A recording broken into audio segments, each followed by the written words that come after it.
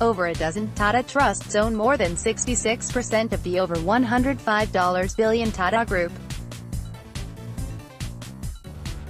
Mumbai, the National Company Law Tribunal (NCLT), which upheld the removal of Cyrus Mistry as chairman of Tata Sons, said an executive chairman does not enjoy a free hand and that he also cannot assume that majority shareholders and the board would be at his beck and call. In a 368-page order, which was made public on Thursday, the bench also said that Mr. Mistry's wrong assumption that he had a free hand to run the affairs of the Tata Group perhaps caused all the problems, and that Tata Sons board was competent to remove its chairman.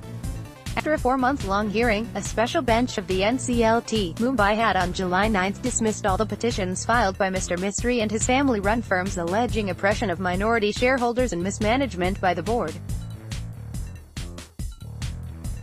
He also challenged his removal as chairman of Tata Sons. Mistry has created a situation that, being the executive chairman, he is not accountable either to the majority shareholders or to the Tata Trust's nominee directors. Any executive chairman of all big companies will act as a face of the company, but that does not mean that he is whole and sole and the majority shareholders will remain at his beck and call, the bench said, and noted that the Tata Sons board was competent to remove its chairperson.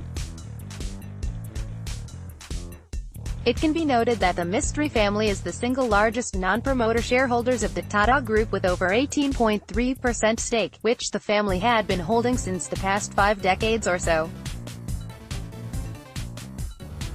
But the bench said the petitioners as a minority are without any special rights in the Articles of Association. The tribunal also noted that from perusing Mr. Mistry's petition and other documents it is ascertainable that he was under the assumption that he was given a free hand to run the affairs of the company. The very idea that Mistry assumed in his mind that he was given a free hand is incongruous to corporate governance in corporate democracy, it said. Perhaps this caused all these problems because he was obsessed with an idea that he alone would lead the company and others to remain assisting him in running it, it added.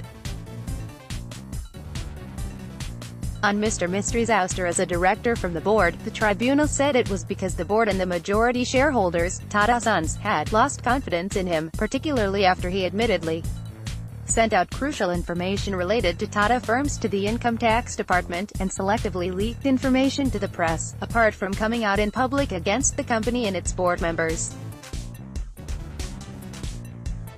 All this was done after Mr. Mistry was dismissed as chairman, the bench noted. Over a dozen Tata trusts own more than 66% of the over $105 billion Tata Group. The tribunal further noted that although Mr. Mistry was appointed as the chairman to preside over the board, he could not become a sovereign authority over the company because the superior body in any company at first level are the shareholders, thereafter, the board, elected by those shareholders. As long as the board is not removed and as long as they work within the powers endowed upon them to manage the affairs of the company, there can't be any sovereign concept in corporate structure. It is a collective responsibility of the board and their actions are accountable to shareholders of the company, the bench said. The judgment noted that, even though the executive chairman was appointed by the board, one point to be remembered is that it is not a position elected by the shareholders. Explaining the rationale behind the order, the bench said, though the executive chairman takes a lead in taking decisions, every decision in respect to policy issues or an issue that requires board approval, it has to go through the board only. The executive chairman's post is not an elected post, therefore, his every action is amenable to the board. So is the case in Tata Sons also. It is like an agreement of employment for 5 years, it said. On Mr. Mistry allegedly leaking confidential information pertaining to the group to the IT department, the press and the public, the tribunal said the burden is on Mr. Mistry to prove that all this information was not leaked by him. The NCLT held that so far Mr. Mistry failed to prove this. The bench further noted that Mr. Mistry's ouster on October 24, 2016 caused an inflection to the annals of Tata Sons. In more than 100 years history of the group, change of guard happened only 6 times, it said. Companies come and go just as men come and go, but on Indian soil, a few companies have survived these many long years.